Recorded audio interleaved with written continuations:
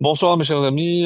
Vous avez certainement remarqué le changement de décor. Et oui, on est la veille de Sukkot, puisque demain soir on commencera déjà notre belle mitzvah de la Souka, et je me suis dit que c'était bien de nous mettre un petit peu dans l'ambiance, hein, surtout que l'image que vous pouvez voir un petit peu derrière, eh ben, annonce, augure, Bezrat Hashem, lorsque le Mashiach viendra, peut-être c'est le symbole de ce cheval blanc, on ne sait pas, que tout le monde reviendra et on se retrouvera tous en marchant vers le Beth Amikdash reconstruit.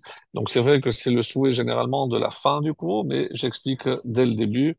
Et on a une pensée évidemment toujours pour toutes les personnes, tous les soldats blessés, pour les otages, en espérant vraiment que la joie de cette fête, et surtout avec la fin de Hoshana Rabbah, qui scelle donc tous ces jours de jugement, qu'ils aient été favorables pour qu'ils puissent rentrer en bonne santé, ainsi que tous nos soldats qui se donnent corps et âme, c'est le cas de le dire malheureusement, comme on a vu récemment, pour nous protéger de cet axe du mal qui s'étend un petit peu partout autour de nous.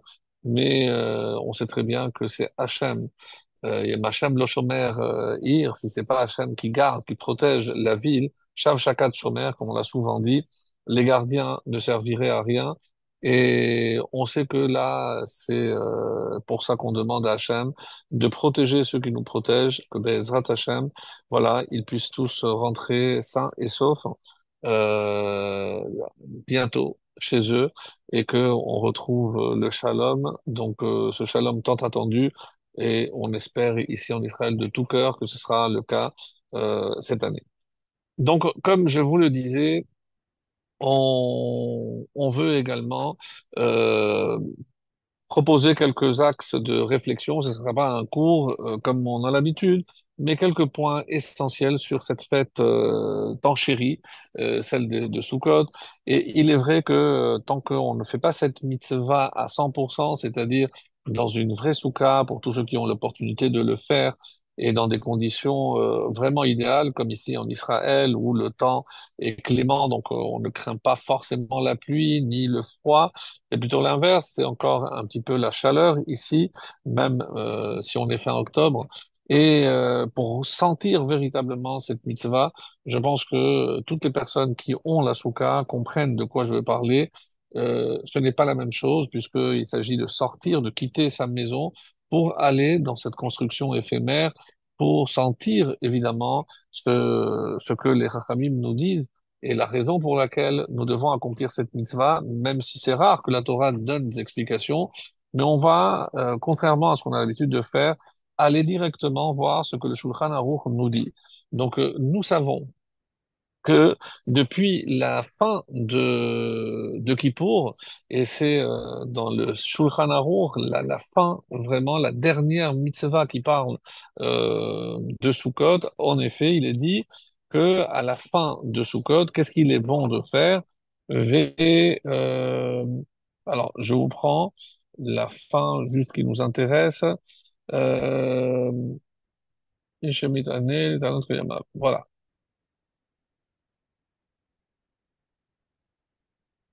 Ve'amedakdekim, et ceux qui sont scrupuleux, matrilim miyad ve'motzai Yom Kippour, dès la sortie du jour de Kippour, be'asiyat hasuka.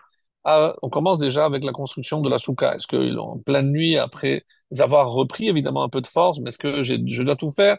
La tzet mi mitzvah el mitzvah. Et pourquoi? C'est rapporté au nom du Maharil. Comme ça, on dit que on va d'une mitzvah à l'autre. Et c'est pour ça qu'il est bon de commencer même à sortir les préparatifs, ne serait-ce que les poutres et autres, pour marquer le coup. Pourquoi? Parce qu'on dit, ils iront, pardon, de réussite en réussite, et si on dit qu'on passe d'une mitzvah à l'autre.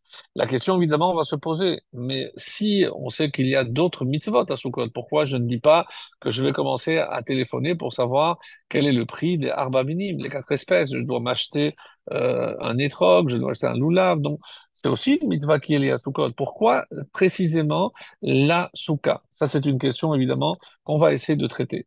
Ensuite, on commence Hilchot Sukkah, donc Taf Resh Kaf He, donc 625, et Basukot Teshuvou Shivat Yamim. Donc, dans les Sukkot, vous habiterez pendant 7 jours. Qui Sukkot au Shavti et Ben Israël, Hem alane kavod. Et de quoi parlons-nous? Ce sont les nuées de gloire. Shehikifam bahem, les bal yakem shra veshemesh. Et ceci pour qu'ils ne soient pas importunés par le vent ou par le shemesh, par le soleil, par la chaleur. Et il rajoute, le Rama, mitzvah letaken asuka miyad lachar Yom Kippour.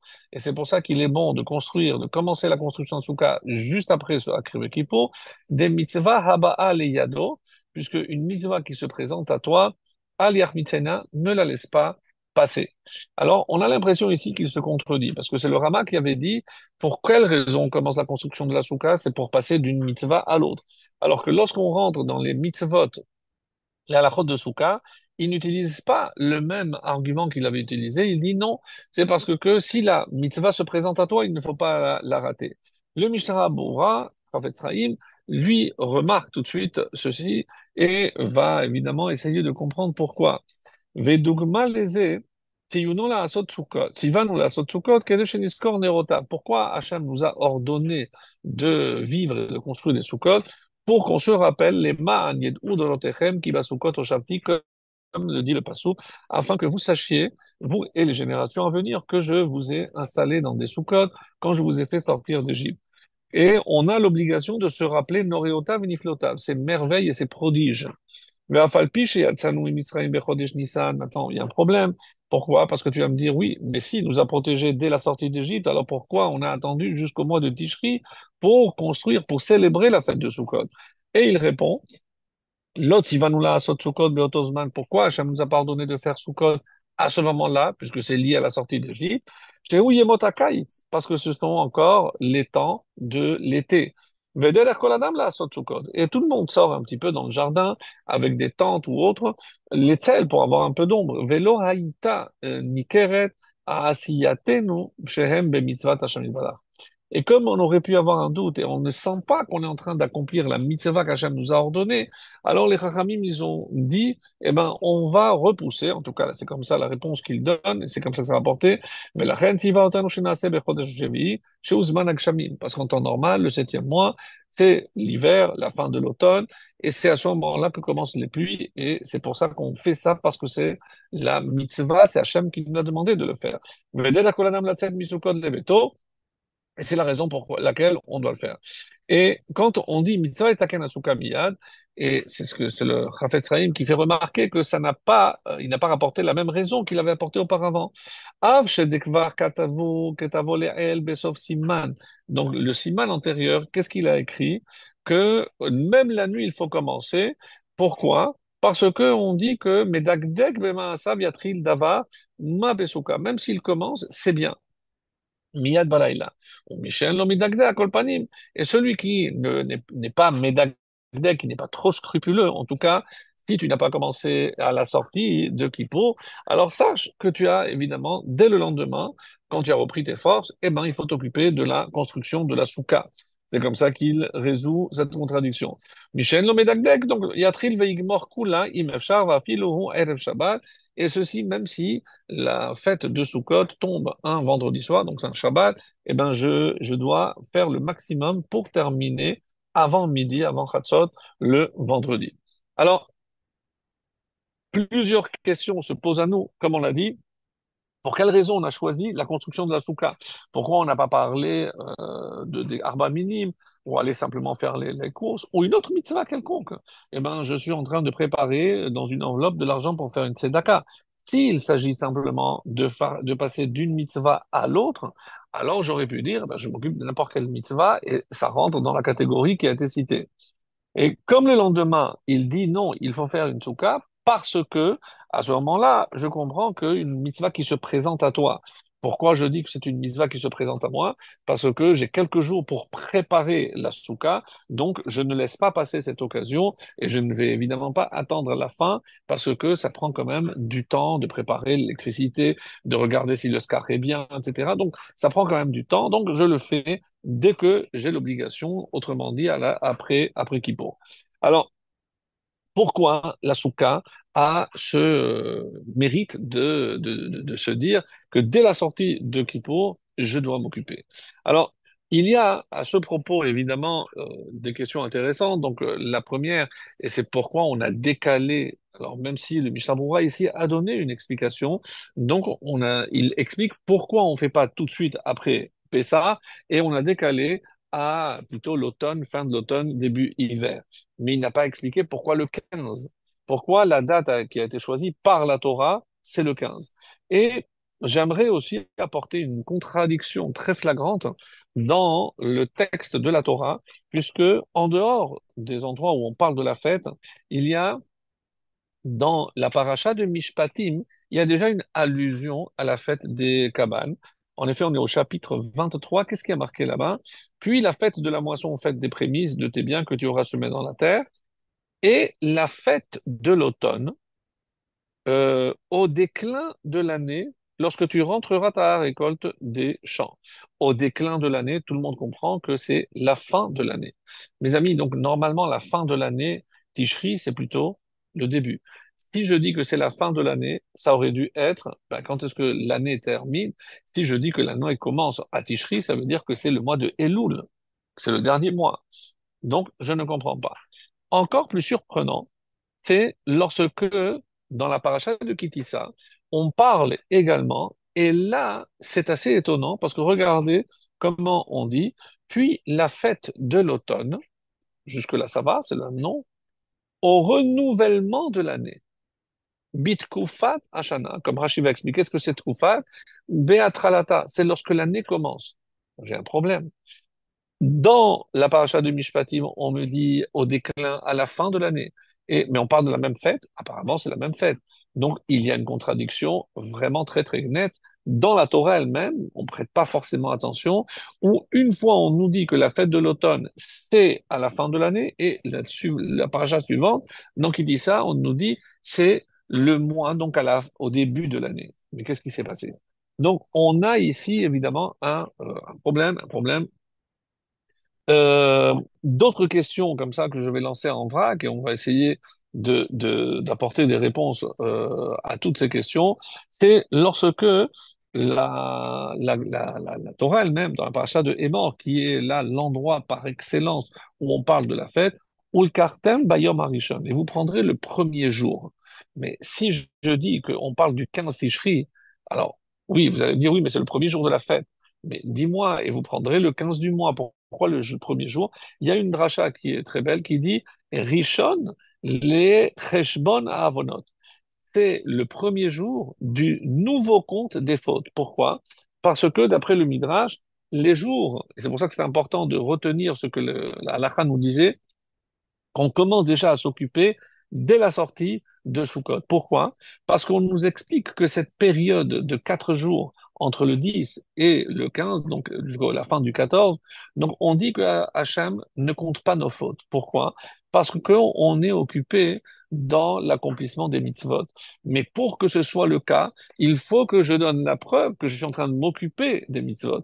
Donc c'est la raison pour laquelle, dès la sortie de Kippour, je commence quelque chose, donc même symboliquement, pour que Hachem voit que oui, effectivement, je commence à m'occuper des mitzvot, et celui qui commence à s'occuper des mitzvot liés à Sukkot, Hachem lui dit, pendant ces jours, je ne compte rien de toutes les fautes.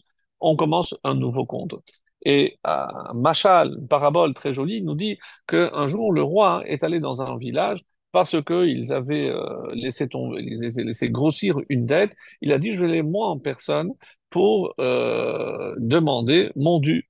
Et lorsque la ville, les habitants de la ville ont entendu ça, ils étaient très gênés. Donc, ils ont envoyé une première délégation avec tous les anciens, les personnes les plus âgées du village. Lorsque le roi a vu qu'ils étaient venus vers lui, il a dit, écoutez, je vous pardonne un tiers de la faute. Il avance, et ensuite, c'était les notables de la ville qui sont venus vers lui. Je lui ai dit, écoutez, vous savez quoi? Encore un tiers. Et quand il arrive aux portes de la ville, il voit que toute la ville est venue l'accueillir. Il est tellement ému. Il dit, vous savez quoi? Ben, la faute est complètement effacée. On va commencer un nouveau compte. Donc, cette parabole pour nous dire qu'il y a eu 3 étapes. évidemment, le mois de Elul, après on est à Rosh Hashanah, après il y a Kippour, et Hachem arrive à cette période, dit, écoutez, on efface tout et on commence un nouveau compte. Donc, c'était des jours extrêmement importants, donc les jours entre Kippour, donc il nous reste encore que demain, parce que Hachem ne nous compte pas les fautes, et c'est extrêmement, extrêmement rare. On n'a pas une période où on dit Hachem ne compte pas les fautes, tant que, évidemment, on est occupé, et c'est peut-être pour ça, comme je disais, que la halakha insiste tellement sur le fait qu'il faut marquer pour qu'on rentre dans cette catégorie-là. Alors, par là, les Chachamim nous disent aussi que quand on parle des Sukkot, je viens de dire ici, dans le premier séif, que Kiba Sukkot au Shafti et Beni Israël, directement nous dit Hem Anane Kavod. Mais de quel Sukkot on parle dans le désert? On dit Anane Kavod. C'est les nuées de gloire de la Shekhinah qui les entouraient.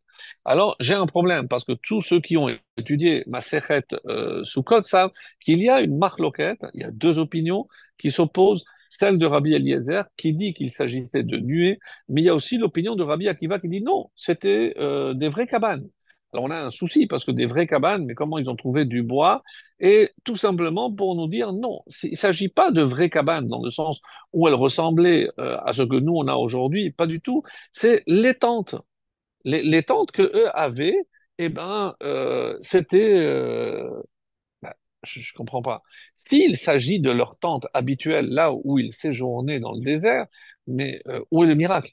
Pourquoi je devrais faire une fête pour le miracle? Parce que comme on a dit, pour nous rappeler les prodiges et les merveilles. Mais si on parle des tentes normales, ben c'est normal qu'ils aient un toit dans le désert contre le vent. Donc je ne comprends pas, d'après Rabbi Akiva, on a un souci parce que je ne comprends pas pourquoi il y aurait un miracle et pourquoi je devrais faire une fête pour cela? Alors, l'explication est très intéressante parce que rappelez-vous que lorsque Rabbi Akiva parle ici des tentes, mais comment les Juifs se comportaient? Rappelez-vous, ne serait-ce que les propos prononcés par Bilham Aracha, lorsqu'il a dit Matovo Halecha Yaakov, mais qu'est-ce qu'elles sont belles tes tentes, mais qu'est-ce qu'il a vu? Pourquoi ça l'a inspiré pour vraiment faire la louange des tentes? Qu'est-ce qu'elles avaient? Et il avait remarqué que les tentes étaient orientées de telle manière à ce qu'aucune porte était face à une autre porte. Donc, il vivait dans une tsni ou dans une pudeur extrême. Même un rachat comme Bilham a été étonné devant cette merveille. Et donc, Hachem, qu'est-ce qu'il a dit? Vous vous êtes protégés justement contre la vue des autres et parce que vous avez voulu vous préserver. Donc, moi, je vais maintenant envoyer de nuées pour vous protéger tous ensemble. Autrement dit, d'après Rabbi Akiva, regardez parce que c'est très très beau comme essayez comme raisonnement. Donc, nous, on a commencé à nous comporter comme il fallait dans nos tentes, dans nos maisons, et si dans nos maisons on a un comportement clair, on a un comportement exemplaire, alors Hachem, il rajoute à l'extérieur des nuées pour nous protéger encore plus. Donc la question, et ça on peut expliquer maintenant, c'est quoi la marloquette, l'opposition, la divergence d'opinion entre Rabbi Akiva et Rabbi Eliezer, c'est que est-ce qu'on va d'après le début? Donc Rabbi Akiva dira oui, parce que qu'est-ce qui a provoqué la protection des nuées? C'est le fait que nous on se soit comporté avec pudeur. Donc je parle de la tseniout, je parle évidemment de Tzaharat Mishpacha, donc du comportement qu'il y avait à l'intérieur des tentes. C'est ça qui a provoqué qu'Hachem a eu envie de nous protéger par la suite. Ou alors, comme Rabbi Eliezer dit, non. Donc, le vrai miracle, c'est les nuées, l'apparition des nuées. Donc, c'est pas si c'était des vrais sous-cotes ou pas des vrais sous-cotes, comme on a toujours compris dans cette marloquette, mais d'après cette lecture extraordinaire, c'est pas du tout ça. C'est est-ce que je vais d'après le début, nous qui avons provoqué ce miracle, ou alors, comme Rabbi Eliezer dira, donc non, on va simplement vers la fin. Et comme c'est rapporté, oui, on fait le miracle par rapport aux nuées, mais même Rabbi Akiva sera d'accord. C'est pas que Rabbi Akiva prétend qu'il n'y a pas eu de nuée, pas du tout. Et c'est ça ce qui est beau dans une marloquette, dans une divergence. C'est pas que chacun va de son côté, c'est comment voir la chose, et c'est ça donc qui fait la beauté. Donc après cette lecture, Rabbi Akiva est d'accord qu'il y a eu des nuées, mais ce qui a provoqué, c'est notre comportement à nous. Mes amis, ce que l'on est en train de dire ici, et surtout quand on va rentrer dans cette belle fête de Sukkot, c'est que si on veut des miracles, on peut les provoquer. Et on en voit, je vous assure, ici en Israël, on les voit tout le temps. Alors pour ceux qui veulent voir, mais qu'est-ce qui provoque l'intervention divine surnaturelle qu'on appelle le miracle? C'est notre comportement exemplaire. Lorsque nous, on a justement cette innagout, ce comportement qu'Hachem attend de nous, alors lui aussi a envie de nous répondre et de nous protéger encore plus. Donc, c'est si on veut qu'Hachem continue de protéger, alors il faut d'abord nous protéger contre nous-mêmes à l'intérieur de nos maisons. C'est le message ici de Rabbi Akiva que je trouve extraordinaire. Donc, par ailleurs, quand le tour, et c'est comme ça que le tour, et toute la halakha, tous les poskim, tout le monde est d'accord qu'il s'agit de nuées de gloire. Tout le monde est d'accord. Mais le comble, c'est que d'après cette explication, même Rabbi Akiva est d'accord. Mais lui, il va à la source. Il veut voir qu'est-ce qui a déclenché ce miracle, comme nous venons de l'expliquer. Alors, donc, on sait très bien que dans le désert, il y avait un miracle. Et ça, c'est une autre explication aussi très belle qui dit, je crois qu'il y a quelques années, je l'avais donné peut-être, c'est que dans le désert, et pendant les 40 ans de traversée, on savait que la personne qui avait son habit, eh ben, elle gardait son habit pendant 40 ans. Mais comment c'était possible? Parce que on dit que l'habit grandissait avec nous. La chaussure, elle grandissait. Donc, tout est allé, et c'est un miracle en soi. Et grâce à quoi a été opéré ce miracle, c'est ces nuées qui faisaient en sorte que je n'avais pas de besoin. C'est que les mêmes habits ben, servaient pour, pas pour toute l'année, mais pour les 40 ans. Donc, ils étaient déjà propres et tout, comme neufs. Donc, c'est magnifique. Quand il y avait un couple qui se mariait, parce que pendant 40 ans, c'est sûr qu'il y a eu des mariages. Donc, la jeune fille quittait sa maison, le jeune garçon quittait sa maison, et où est-ce qu'ils allaient habiter? Donc, on n'offrait pas d'appartement, comme aujourd'hui, on offrait une tente. Donc, une petite tente, combien de mètres carrés pour un couple? Eh ben, je ne sais pas, moi, 4, 5 mètres carrés, et de quoi, imaginons que l'année d'après, ou 2 ans après, ils ont eu des jumeaux, ou je sais pas, ou plus, mais comment ils allaient continuer à vivre dans cette petite tente? Eh bien non, c'est ce que les Chachamim viennent nous expliquer ici. C'est pas que les habits seulement, mais même la tente. Il y avait un miracle dans la tente. C'est une autre explication d'après Rabbi Akiva. C'est-à-dire que la tente, elle grandissait selon les besoins de la famille. Si la famille s'agrandissait, ben il fallait. Vous imaginez, ça aurait été génial. Donc, chaque fois qu'on a un enfant, ben, hop, la maison a grandi, on a une chambre de plus, ce serait magique. Eh ben, c'est comme ça que nos ancêtres vivaient dans le désert. Et donc, d'après cela, Rabbi Akiva a dit non, c'est pas simplement par rapport aux nuées, mais je peux dire que même la tente elle-même, eh ben, il y avait un miracle parce que la tente, elle grandissait et elle s'élargissait, et ça, c'est évidemment surnaturel. Donc, ça, c'est une deuxième explication, toujours d'après Rabbi Akiva, qui est très belle et très intéressante aussi. Quand le tour nous dit qu'il faut savoir pourquoi on fait la souka, c'est-à-dire que d'après lui, même si la règle est que quand je fais une mitzvah, j'ai pas besoin d'une kavana, d'une intention, une intentionnalité. Donc, à voir si quelqu'un, je sais pas moi, aime le son du chauffard. Le jour de Rosh Hashanah, il sonne le chauffard, il s'entraîne et il a fait sans son. Eh ben, il quitte la mitzvah, mais il n'a pas pensé à sa quitte, etc. Il n'y a pas besoin. Il a entendu sans son, il n'a pas fait la bracha, c'est pas non plus rédhibitoire, donc parfait. Mais pour rentrer dans la soukha, est-ce que je dois avoir, oui, je dois penser au miracle et au prodige que Dieu a fait. Il y a comme ça 3 mitzvot pour lesquels, d'après le Bar, un commentaire sur le tour, nous dit qu'il faut une kavana. Quels sont les autres? C'est le tzitzit, les ma'an tizkeru, afin que vous vous rappeliez de toutes les mitzvot. Donc le tzitzit a vraiment une vertu exceptionnelle, une dimension que n'ont pas toutes les autres mitzvot, parce que je dois me rappeler quand je prends les tzitzit, et c'est pour ça que quand je lis le troisième paragraphe du schéma, en tout cas le matin où je peux voir, ou les items, ou srartem, je les vois et je me rappelle, je dois les prendre pour accomplir cette mitzvah. Et également les téphilines. Les téphilines, les mains Torah Hashem beficha, afin que la Torah soit dans ta bouche. Donc tout le monde comprend que les téphilines, ils ne se trouvent pas que dans la tête ou sur le bras. Je dois les introduire dans le cœur, je dois les introduire dans ma tête, et ceci c'est afin que cette parole de Torah, eh ben, elle soit dans ma bouche. Et donc, il y a une kavana à, quand je mets les tefilines, je dois penser que je suis en train de mettre les tefilines pour que la Torah, elle s'enracine en moi. Quand je mets les tzitzit, je dois avoir une intention, la kavana, de me dire que je suis entouré des mitzvot, comme le mont tzitzit, c'est 600 plus 5 nœuds, plus les 8 fils, comme on avait vu, 13, pour me rappeler les 613 commandements. Et bien la souka, pareil. Il y a une autre dimension dans la souka, c'est que comment j'accomplis la mitzvah. À quel moment je dois faire Asher kideshanu b'mitzvotav v'tzivanu l'eshev basouka. D'après le Rambam, eh ben, dès que je rentre dans la souka, j'accomplis la mitzvah, je fais la bracha. Mais je vais pas manger, je vais pas rien. Dès que je rentre dans la mitzvah, dans la souka, ça y est, je fais la mitzvah. Et les témanim font exactement comme ça.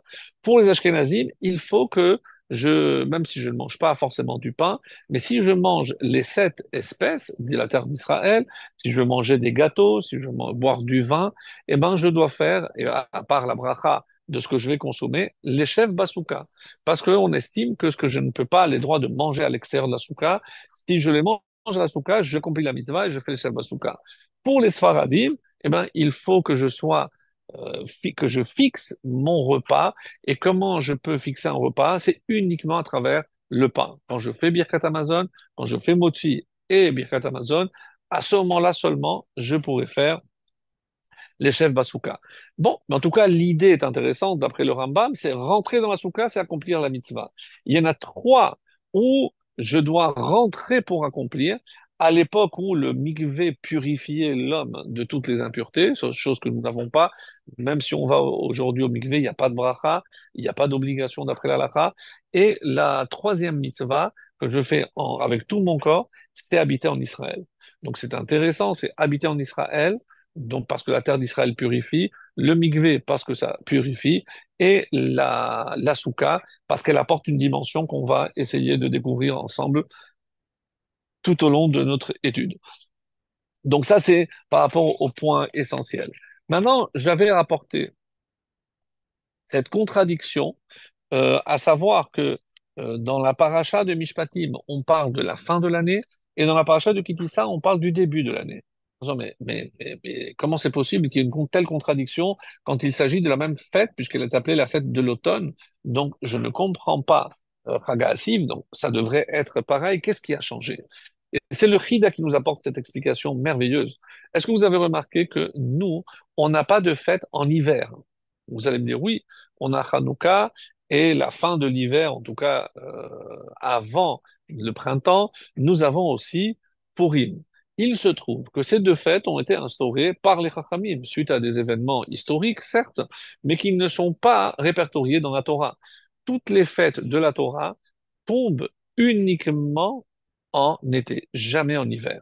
Donc si on considère que le mois du printemps commence à Nissan, et je vais aller jusqu'à la fin, c'est-à-dire Tishri, puisque après en Rejvan, le 7 Rejvan, je demande déjà les pluies.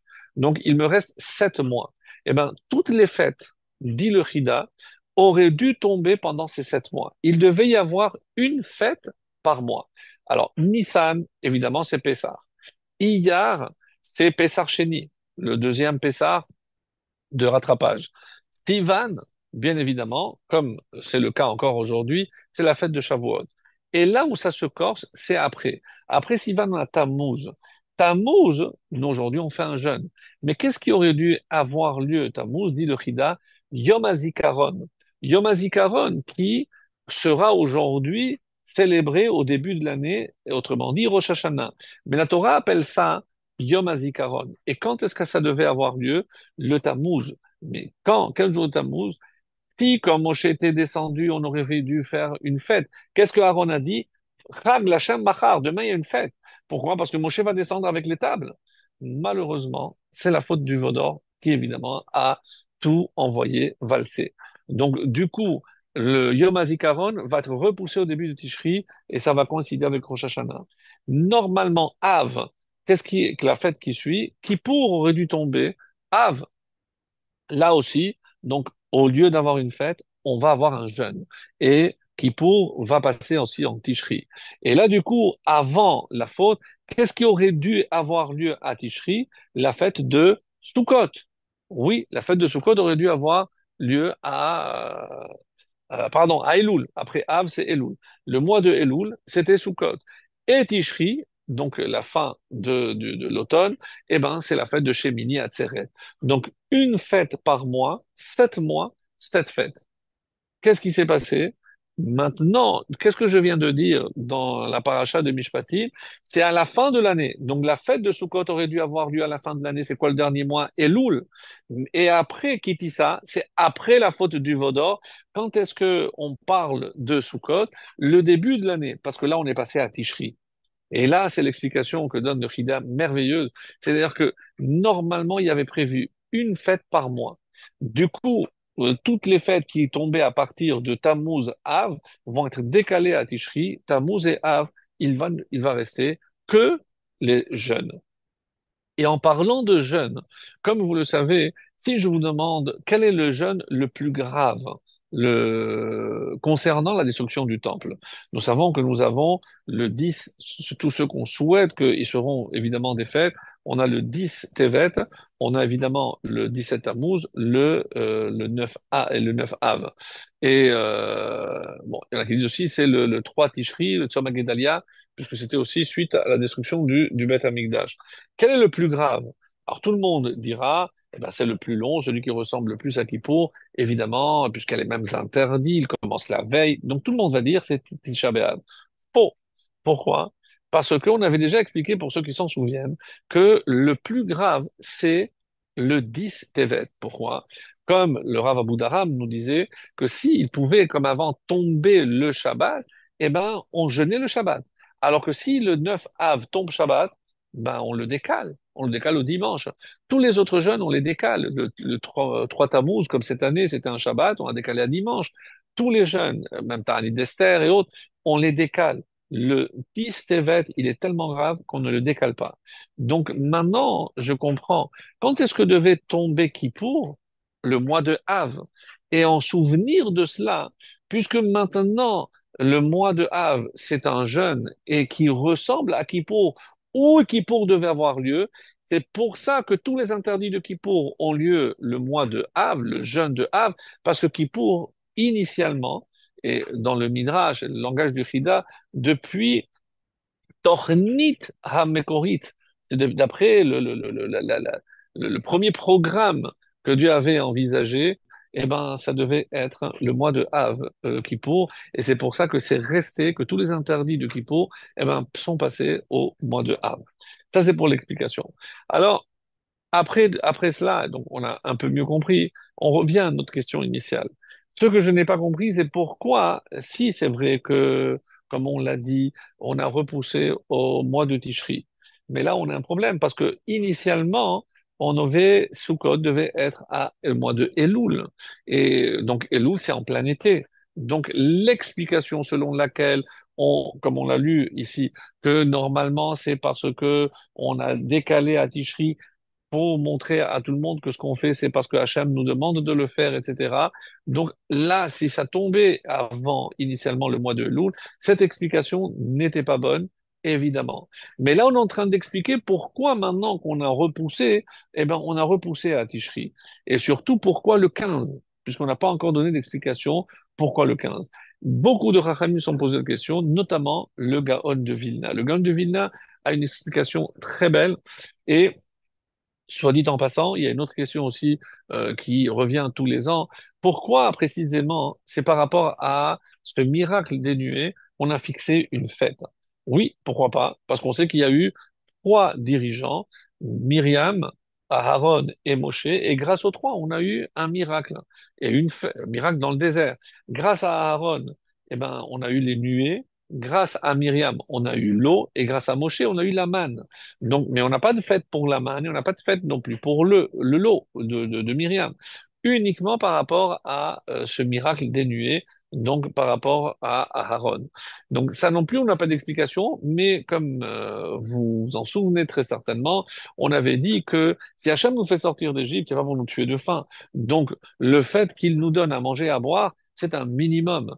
Donc évidemment que pour manger et boire, eh ben je ne fais, il n'y a pas de miracle, même si c'est par miracle, Im ka'avadim, im kebanim. Rappelez-vous, on a fait à Rosh Hashanah, on a dit qu'on considère nous ou comme des enfants ou comme des serviteurs. Si un serviteur, je lui donne le minimum, c'est manger, boire, c'est une obligation.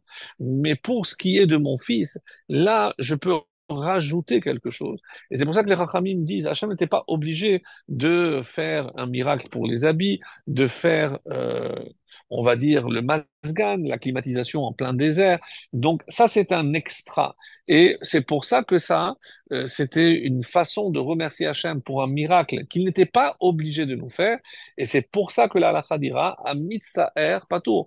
Moi, je fais ça pour ton bien. Mais si tu n'es pas à l'aise dans la souka, parce qu'il y a du bruit, parce qu'il y a des mouches, parce qu'il y a des moucherons, il fait trop chaud, il fait trop froid, ou même si sa femme ne supporte pas dormir seule, il y a énormément de raisons qui peuvent faire que, ben, sans parler de la pluie évidemment, que je peux rentrer et terminer de manger chez moi. Ceci dit, donc les Rachamim posent une question, et c'est pour ça que c'est très intéressant d'expliquer d'où vient cette date du 15. Alors, c'est le Gaon de Vilna essentiellement qui donne cette raison. Qu'est-ce qui s'est passé après, on vient de voir qu'après la faute du Vaudor, il y a eu des changements. Oui, il y a eu des changements. Mais vous savez que les changements, c'est que après la faute, les nuées ont disparu. Donc, pendant que ces nuées ont disparu, arrive Kippour, et c'est seulement à Kippour où Hachem, donc pratiquement 3 mois après, 85 jours, où Moshe dira, Salah tikid varecha, enfin Hachem a pardonné. C'était le 10 Tishri. Le 11, Hachem donne l'ordre. D'après ce calcul du Gaon de Vilna très intéressant, on nous dit Kippour c'était un jeudi. Donc le lendemain, Hachem dit maintenant vous allez construire un Mishkan pour vous faire pardonner et vous allez commencer à ramasser de l'argent. Et dans la paracha de Vayakhel, on commence à ramasser de l'argent, on nous parle du Shabbat. C'est-à-dire, quel rapport? Parce que comme c'était la veille de Shabbat, attention, donc vous ne pouvez pas commencer à ramasser de l'argent, même si c'est pour le Mishkan, le jour du Shabbat. Donc Shabbat, on ne touche à rien. Donc il nous reste dimanche et lundi. Si je dis que le jeudi, c'était le 10 Tishri. Vendredi, le 11, Hachem donne l'ordre. Après, le 12, c'était Shabbat. Quand est-ce que je commence à ramasser de l'argent? Le 13 et le 14. Pendant 2 jours, tout le monde a amené à Melacha et Tadayam. Moshe leur a dit, stop, c'est bon, on a suffisamment. Et avant même de commencer à la construction, on a vu qu'une fois qu'on a tout donné, qu'on avait l'argent nécessaire pour la construction du Mishkan, on dit, comme ça le Midrash dit, que le soir du 15, comme demain soir, eh ben, les nuées sont revenues. Donc, on comprend maintenant que c'est pas une date aléatoire, c'est la date qui correspond au retour des nuées après la faute du Vaudor. Donc, évidemment que ça correspond à un événement crucial. Sauf que nous avons un gros problème. Bon, ça c'est le Gaon de Vilna, magnifique, on a expliqué pourquoi c'est le 15, comment il fait le calcul, même si d'autres ne sont pas tout à fait d'accord, parce qu'on dit que Kippour c'était Shabbat, peu importe. Nous, d'après cette explication, tout rentre à la perfection, et on sait pourquoi le 15, on parle des nuées, parce que c'est après la faute du Vaudor, c'est le 15 que les nuées sont revenues. Reste une question. Pendant ces 85 jours, mais si je dis que les nuées ont disparu, mais comment ils ont survécu? Comment ils ont continué à faire face au froid, à la chaleur, aux insectes, aux scorpions, aux serpents? Et comment c'est possible? Donc, et là, on a une vraie question, surtout par rapport à ce qui est écrit dans le livre de Néhémia. Dans le livre de Néhémia, au chapitre 9, je vous le lis parce que c'est assez étonnant et c'est tellement beau ce qu'il dit ici. Oui, ils refusèrent, je commence la lecture à partir du verset 16. Mais eux, nos ancêtres, agirent avec témérité, ils raidirent leurs coups et refusèrent d'obéir à tes ordres. Oui, ils refusèrent d'obéir, oublieux de tes merveilles que tu avais opérées en leur faveur, ils raidirent leurs coups et dans leur rébellion se donnèrent à un chef pour retourner dans leur servitude. Mais toi, tu es un Dieu de pardon, clément, miséricordieux, tardif à la colère et abondant à grâce. Tu ne les as pas abandonnés, bien plus, écoutez bien. Ils se firent un veau de métal et dirent, voilà ton Dieu qui t'a fait sortir d'Égypte, le veau d'or, commettant ainsi des grands blasphèmes. Cependant, toi, Hachem, Dans ton immense miséricorde, tu ne les délaissas point dans le désert. La colonne de nuée ne s'écartant pas de le jour, continua à les guider sur la route, de même que de nuit. La colonne de feu éclairait pour eux le chemin qu'ils devaient suivre. Tu les favorisas de ton esprit de bienveillance. Tu ne refusas pas ta manne de leur bouche et tu leur donnas de l'eau pour leur soif. Pendant 40 ans, tu les entretiens dans le désert sans qu'ils manquassent de rien. Leurs vêtements ne s'usèrent pas ni leur pied ne fut meurtri. Qu'est-ce qu'il vient de dire? C'est que malgré la faute du veau d'or, eh ben, il y avait les nuées. Alors attendez, mais alors, on vient de dire qu'il n'y avait plus de nuées après la faute du veau d'or. Et c'est pour ça que là, on rentre dans une explication aussi très belle pour nous dire, mes amis, combien de nuées il y avait, d'après une explication. Donc, les quatre coins, devant, derrière et sur le côté, quatre. Après, il y en avait une qui les protégeait pour les faire marcher, pour ne pas, pour les protéger. Donc ça, c'est cinq. Et par-dessus, six. Plus celle qui marchait devant, qui se transformait en feu la nuit, c'est sept. Et comme il y avait sept nuées, on a fait aussi 7 jours de Sukkot. Ça, c'est l'explication classique. Quand j'ai dit qu'après la faute du veau d'or, les nuées ont disparu. Mais quelles nuits ont disparu? On dit qu'il n'y a que cinq qui ont disparu. Une, deux, trois, quatre et cinq. Celles qui leur faisaient, autrement dit, qui leur permettaient de survivre à une telle chaleur. Mais, donc, il restait celles qui les protégeaient des serpents et des scorpions, donc celles d'en bas, et celles de devant. Autrement dit, lorsqu'il parle ici, le prophète Néhémie, c'est pour nous dire que les 7 nuées n'ont pas disparu après la faute du Vaudor. Il restait 2 nuées parmi ces 7, et c'est elle qui continuait de le protéger, mais le minimum. Un pour guider, pour éloigner, et l'autre pour justement les protéger contre les scorpions et contre toutes les bêtes qu'on trouve dans le désert. Donc, d'après, et ça c'est l'explication que donne le Chida, donc je comprends maintenant que lorsqu'on parle du retour, c'est tout le surplus. Donc, c'est les 5 supplémentaires. Et donc, à partir de là, je peux comprendre il n'y a pas de contradiction dans l'explication que je viens de donner d'après cela. Alors, quand maintenant, pour aborder un autre point, c'est qu'est-ce qui se passe lorsque à Sukkot il pleut? Vous allez me dire, bah, ça, c'est pas tout à fait un bon signe. Et la question qui se pose, mais pourquoi c'est pas un bon signe? Ben, il y a plus de chances qu'il pleuve, surtout en dehors d'Israël.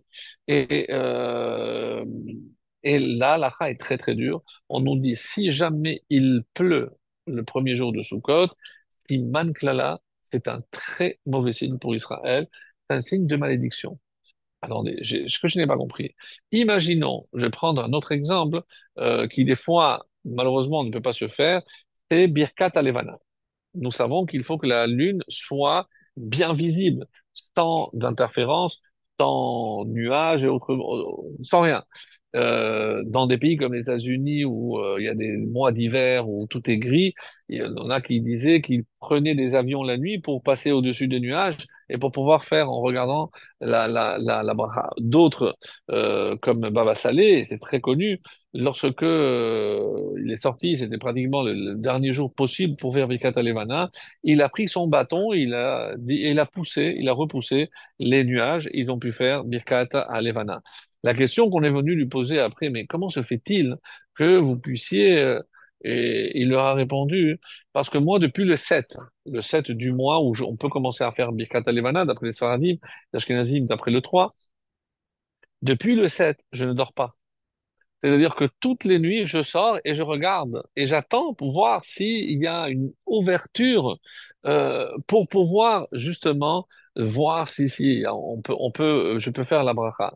Lorsque pendant 7 jours, tu n'as pas dormi en espérant pouvoir voir la lune et que Hachem voit ta souffrance et ton désir ardent de faire cette mitzvah, alors avec le bâton, eh ben, Hachem m'a accordé ce miracle.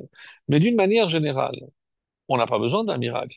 Si on sait que Anus, Rachamana Patre, quelqu'un qui est cas de force majeure, ben, il peut pas.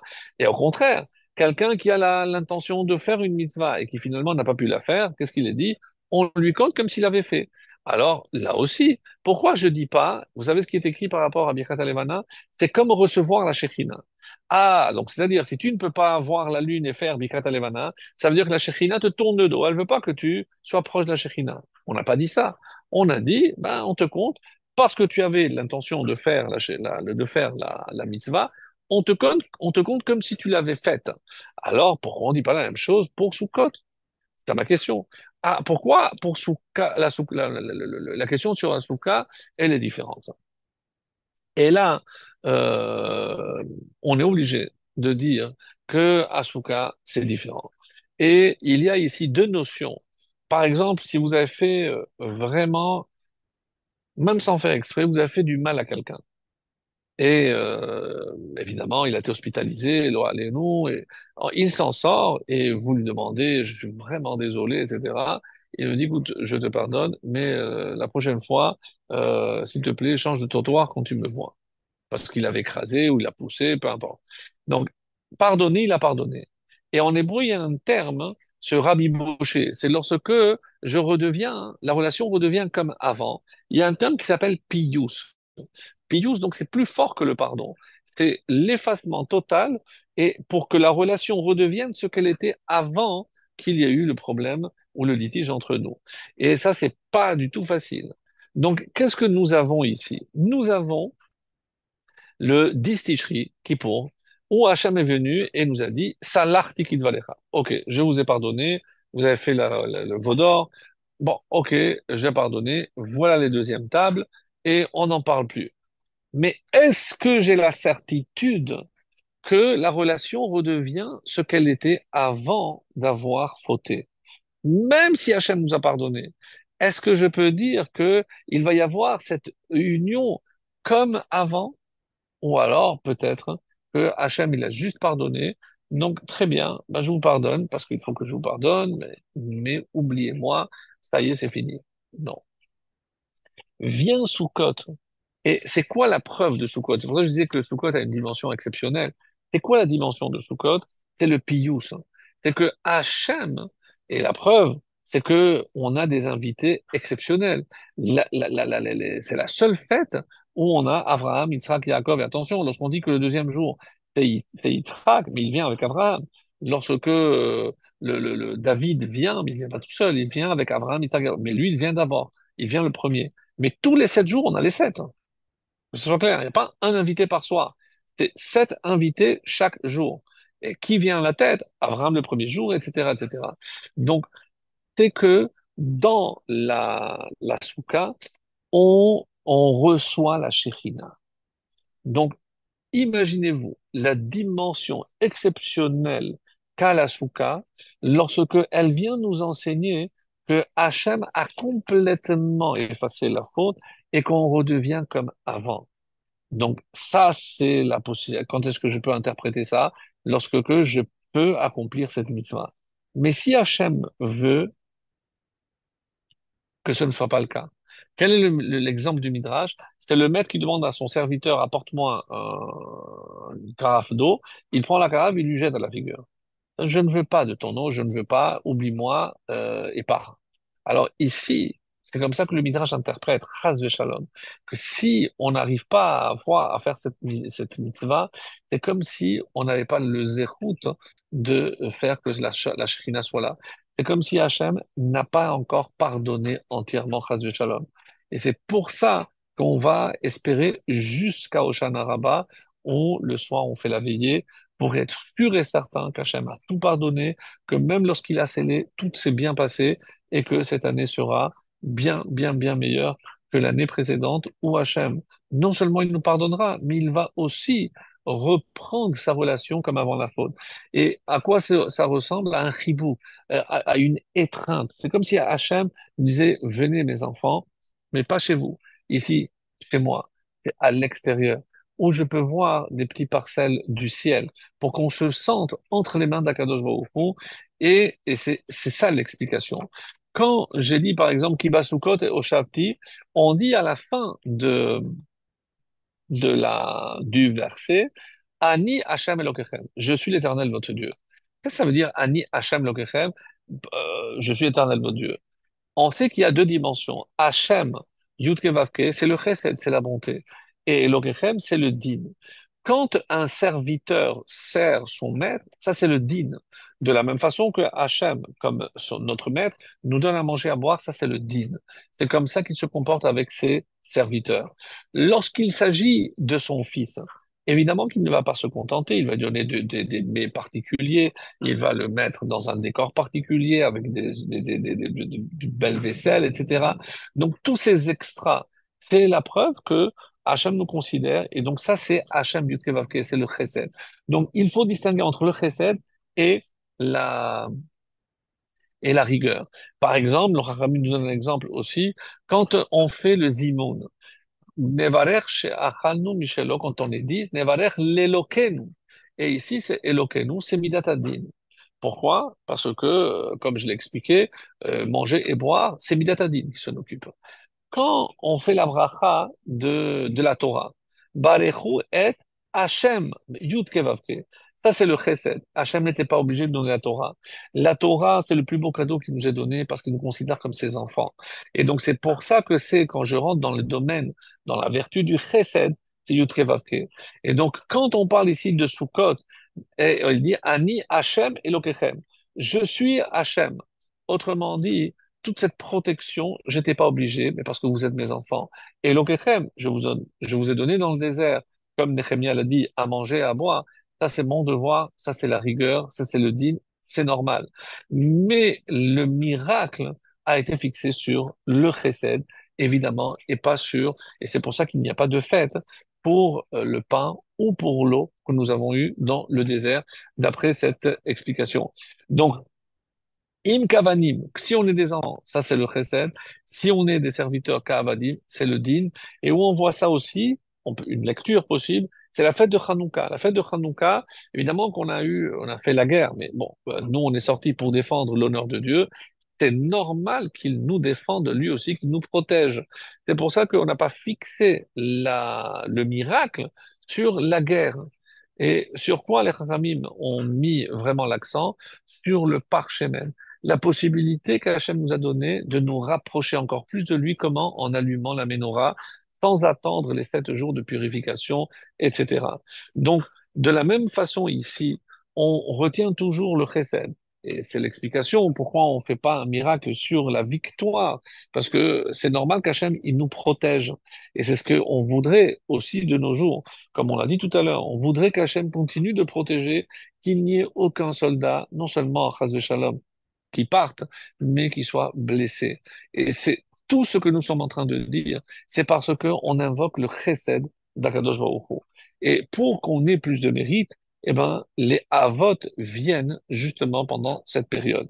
Et je voudrais, pour ne pas faire trop long ce soir, terminer sur un texte, avant de lire le texte du Zohar, euh, un petit rappel exceptionnel que j'ai découvert, comme vous le savez, le premier jour qui va être mercredi soir, donc jeudi, c'est Abraham. Vendredi, c'est Yitzhak, etc. Donc, d'après ça, les Chachamim me disent, il y a quelque chose d'exceptionnel et vraiment merveilleux. Moi aussi, j'ai découvert cette année. Le 7 Adar, qui est le jour où Moshe est mort, hein, tombera toujours le même jour de la semaine que tombe le jour où on va célébrer comme invité Moshe. Autrement dit, le quatrième jour de Sukkot. Vous allez faire le test et vous allez vérifier. Be'ainu beyom harevi, le quatrième jour de la fête. Et ainsi pour Aharon, qui est le cinquième jour, Beyom Shebo Chal Yom Petilato, et on va vous verrez que Rosh Chodesh, qui a précédé Rosh Chodesh Av, le jour de sa pétira, et ben le jour de la semaine, c'est le même jour de la semaine que va tomber le cinquième jour de Sukkot. Ce n'est pas tout. Chag HaShavuot ou Yom Petilato chez David Ameler, c'est pour le jour où décédé David Ameler, et ben tombera toujours Beyom Shel Ushpizin Shelo, et c'est quand le dernier jour, c'est à Hoshana Rabbah. Donc, un détail assez merveilleux. Et je termine avec ce texte du Zohar. Besha'a Israël yotzim mibatehem. Lorsque tout Israël quitte leur maison pour aller dans la soukha, Zochim ou Mekabelim Sham et Pene HaShekhinah. C'est là où ils reçoivent, c'est pour culminer donc ce que je disais, et c'est le Zohar, c'est les paroles du Zohar. Donc c'est pour recevoir la Shekhina. On ne peut pas mesurer la dimension spirituelle d'une souka pendant ces 7 jours. Vechol shivat haroim hanemanim yordim migan Eden. Et il y a une autorisation particulière, explique le Zohar, pour que les 7 invités descendent du Gan Eden, ubaim la souka venaasim lahem ushpizin, pour se constituer en invités pour les sèves Aïmahem Basuka, pour pouvoir partager ces jours avec tout Israël. Mais Shivat Aushpidin Hem Avot Hauma. N'oublions pas que ce sont les patriarches de notre nation. וכל אחד מהם ידע את טעם הנידודים ולא הגיעו אל המנוחה והנחלה אלא אחר עמל ותלאה רבה. Et chacun de ces personnages a eu un parcours avec des vicissitudes qui sont les leurs, avec toutes les souffrances, des épreuves, 10 épreuves pour Abraham, David qui a été rejeté. Donc chacun a eu son lot d'épreuves. Vekevan Shasuka hi ma'on la Shekhinah, et puisque maintenant ça va être justement une demeure pour la Shekhinah, Tarir leazmin gam ushpizin basar vadam, il est bon aussi d'inviter des invités en chair et en os. Autrement dit, des gens, de la famille, des pauvres. Klomar leazmin orchim, de préférence de ceux qui sont seuls, ceux qui n'ont pas la possibilité de fêter. Kedel ha'asod nachat ruach la Shekhinah vel'orchim, et c'est le plus grand nachat ruach, la plus grande satisfaction que nous pouvons faire à la Shekhinah, c'est précisément d'avoir ces invités parmi nous. Pourquoi? Chez ces mechim imaorchim shel mata, parce que là, on a les invités d'en haut avec les invités d'en bas, et ça, c'est la Shekhinah, la plus grande joie pour la Shekhinah. Alors, mes amis, que Hachem nous permet d'avoir ce mérite extraordinaire, d'avoir des invités de marque. Je parle pas que d'en bas, mais je parle surtout ceux d'en haut, que nous ayons le mérite de célébrer cette fête, Vesa Marta Bechagecha, vraiment dans une joie extrême, et qu'elle puisse éclipser toute la tristesse que Simchat Torah nous a laissée l'année dernière avec ces tristes événements qui ont duré, personne ne pouvait imaginer que ça allait durer presque plus qu'un an. Et que ben, Ezrat Hashem, par cette joie et cette célébration, qu'Hachem non seulement nous pardonne, mais nous étreigne dans ses bras comme les enfants que nous sommes, et que tous ces enfants reviennent très très vite dans son giron. Amen, Kenny Ratson, et Chag Sameach.